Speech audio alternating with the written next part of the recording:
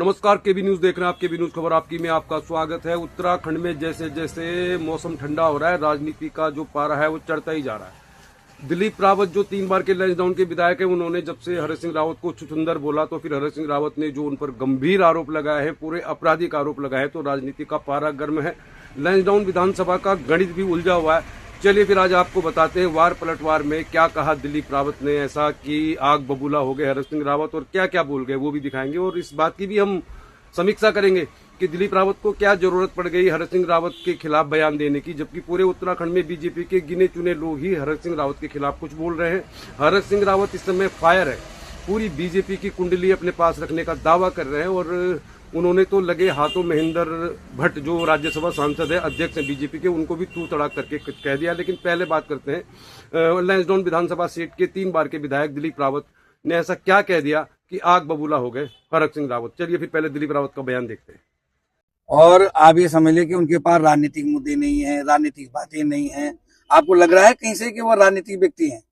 आपको ये लग रहा है कि वो गली मूले के कोई चुचुंदर होंगे, कोई तो ऐसी ऐसी छोटी मोटी बातें कर रहे हैं। ठीक है, आप ये बोले कोई बड़ा नेता होता है तो वो कैसा कहता है कि मैंने उसको रोटी खिलाई, मैंने उसको पानी पिलाया, मैंने उसको बैठाया, मैंने उसको उठाया। ऐसे तो पता नहीं कितने लोगों ने उनको किया होगा। इसलिए मैं ज्यादा उनके पृष्ठभूमि में जाना नहीं चाहता, लेकिन मैं उनको एक ही सलाह देना चाहता हूँ कि अपनी राजनीतिक बुद्धि को सुधारिए, राजनीतिक विचारधारा को प्रबुद्ध करिए, उसको समृद्ध कीजिए।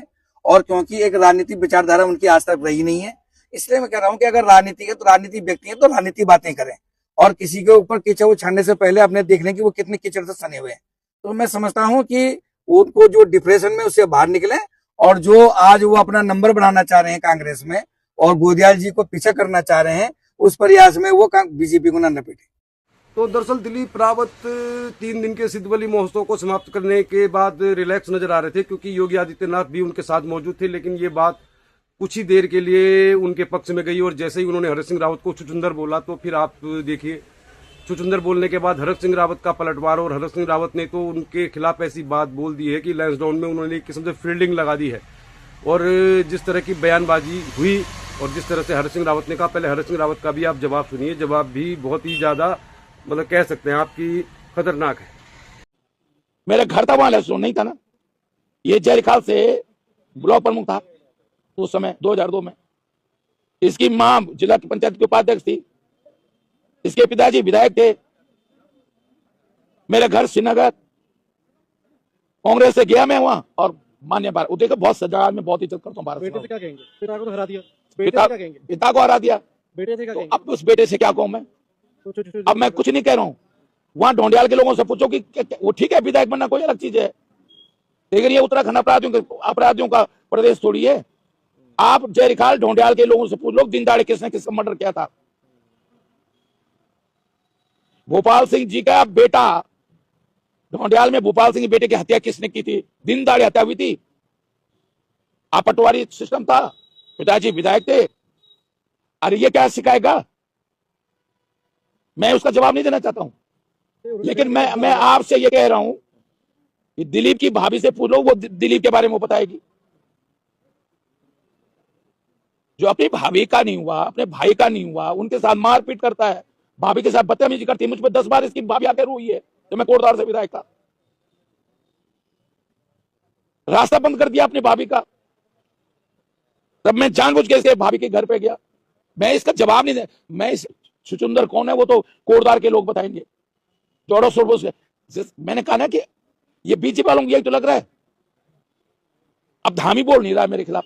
तो आप डिफेंसिव बल्लेबाजी कर रहे हैं तो लगता है कि डिफेंसिव नहीं कर रहा हूं, ऑफेंसिव ऑफेंसिव खेल रहे हैं आप। हाँ। अटैकिंग बल्लेबाजी। हाँ, अटैकिंग। अब तो सहवाग साइड बल्लेबाजी कर रहे हैं। नहीं, ये इसलिए है कि मेरे 6 भी तो लगेंगे, और उन्होंने भी अपने प्लेयर उतार दिए हैं उधर से। अब उनके तो कच्चे प्लेयर उतरे ना, जिनके हाथ खून से रंगे हों, जिनके हाथ खून से रंगे हों, ऐसे प्लेयर उतार दिए। एमएलए बनना दुर्भाग्य से, और बार मेरे पर दल बदल आरोप लगाते हैं। माने भारत सिंह रावत या उनका बेटा दिलीप रावत, मैं दिलीप को इसलिए नहीं गिनता हूं कि कोई गिनती में नहीं मानता उसको। माने भारत सिंह रावत की मैं बहुत इज्जत करता था, भले मैंने उनको हराया चुनाव, लेकिन बहुत सज्जन आदमी थे। आप पूछ लो कितनी पार्टियां बदली। हरीश सिंह को मैं कह रहा हूं ना, यहाँ उत्तराखंड में एक नेता बता दो कि कौन है। सब इतनी पार्टियां बदली हैं सब लोगों ने, अब हरक सिंह ने बदली तो दल बदल हो गया। माने भारत सिंह, दिलीप रावत ने कांग्रेस फॉर डेमोक्रेसी, लोक दल, जनता पार्टी, कांग्रेस, बीजेपी, कितनी पार्टियां बदली हैं। क्योंकि टारगेट आप रहते हैं। टारगेट में इसलिए कि भैया लड़ाई तो लोग उसी पे निशाना तो उसी पे साधेंगे ना जिसपे जो थोड़ा मजबूत होगा। तो हरक सिंह रावत ने तो दिलीप रावत पर एक आपराधिक मामले की बात कर दी, मतलब इस तरह का आरोप लगा दिया कि जो एक आपराधिक है। अब हरक सिंह रावत का आरोप कितना सही है ये तो हरक सिंह रावत ही जानते होंगे या ढोटियाल के लोग ही जानते होंगे, लेकिन एक बहुत पुरानी कहावत है, जिनके घर शीशे के होते हैं वो दूसरों के घर में पत्थर नहीं फेंका करते। तो अब इस बात की जरूर आप जानकारी चाह रहे होंगे कि आखिर दिलीप रावत को ऐसा बयान देने की क्या जरूरत पड़ेगी। दिलीप रावत हमेशा ही कुछ न कुछ सरकार के खिलाफ भी बयान देते रहते हैं। हो सकता है कि 3 बार विधायक बनने के बाद उनको मंत्री पद नहीं मिला और हो सकता है सरकार में उनकी उपेक्षा भी हो रही हो। तो जिस तरह से उन्होंने कहा था कि मैं कॉर्बेट सफारी वाला जो गेट मैदावन से खुलना चाहिए मैं उसको तोड़ दूंगा अगर सरकार ने इसको नहीं खोला अप्रैल तक। इसके बाद उन्होंने बयान दिया कि अगर गुलजार को मारने के आदेश नहीं हुए तो इस्तीफा दे देंगे। तो क्या दिलीप रावत के सर पर भी उस तरह की तलवार लटक रही है क्या, जिस तरह की खबरें सोशल मीडिया में आ रही थी कि 20 विधायकों की टिकट कटेंगे, वरना उनको क्या जरूरत है, जबकि हरक सिंह रावत तो लैंसडाउन से चुनाव संभवतः लड़ेंगे भी नहीं और फिर भी उन्होंने ये बयान दिया। तो क्या वो पार्टी को ये मैसेज देना चाह रहे थे कि वो सबसे बड़े कद्दावर नेता कांग्रेस के हरक सिंह रावत के खिलाफ बयान देकर ये साबित करना चाह रहे थे कि वो उस लिस्ट में शामिल है जो किसी से डरते नहीं है। लेकिन ये बयान उन पर बहुत भारी पड़ गया, क्योंकि इसके जवाब में जो पलटवार आपने सुना है तो बहुत गंभीर आपराधिक मामला बनता है। सबसे बड़ा सवाल यह है कि अगर हरक सिंह रावत को इस तरह की कोई जानकारी थी तो उन्होंने उस समय क्यों नहीं उठाई, बहुत समय पहले क्यों नहीं उठाई। जब उनके ऊपर सवाल उठाया दिलीप रावत ने तो फिर हरक सिंह रावत ने पलटवार कर दिया। अब लोग इसको चटकारे ले रहे, इस पर चर्चा कर रहे हैं, लेकिन सच्चाई यही है कि चुनाव का 1 साल बाकी है और बहुत सारी ऐसी सीटें हैं जहां पर इस तरह की संभावनाएं लोग व्यक्त कर रहे हैं, टिकट कट भी सकता है। तो दिलीप रावत महंत 3 बार के विधायक योगी आदित्यनाथ के साथ जब कदम ताल कर रहे थे तो ऐसा लग रहा था कि ये कमाल भी हो सकता है 2027 में। लेकिन अब इसके पीछे बहुत बड़ी चीजें हैं। लैंसडाउन विधानसभा सीट का जो गणित है वो उलझा हुआ है।